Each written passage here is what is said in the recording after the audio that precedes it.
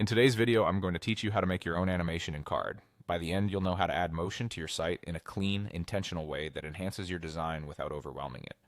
First, head over to the Card website. From the homepage, open your dashboard. This takes you to the place where all your sites live. Choose the project you want to work on so the editor opens. You'll see your canvas in the center with a settings panel on the side. Next, click the block you want to animate. For this walkthrough, we'll use a text block since it's a common element and a great way to add subtle polish.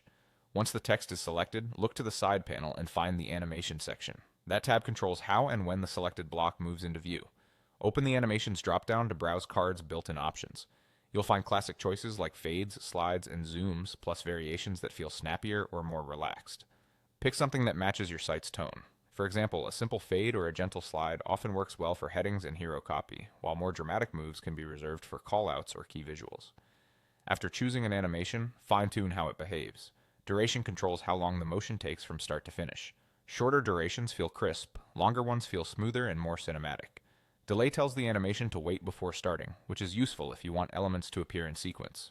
If your block contains multiple items, like several lines or list entries, stagger creates a cascading effect, offsetting each item slightly so they animate one after another. Keep in mind that stagger won't do anything if there's only a single item selected. As you adjust these settings, watch the editor's preview area to get a feel for the timing. Subtlety is your friend here. A duration around the 1 second mark is often a great starting point. Use delay sparingly so content remains quick to access, and lean on stagger to add just a touch of sophistication to grouped items. Depending on the animation you pick, you may see additional controls. Use them to refine the motion so it supports, rather than distracts from, your message. When you're happy with the result, click Done to save your animation settings. That locks in the choices for the selected block.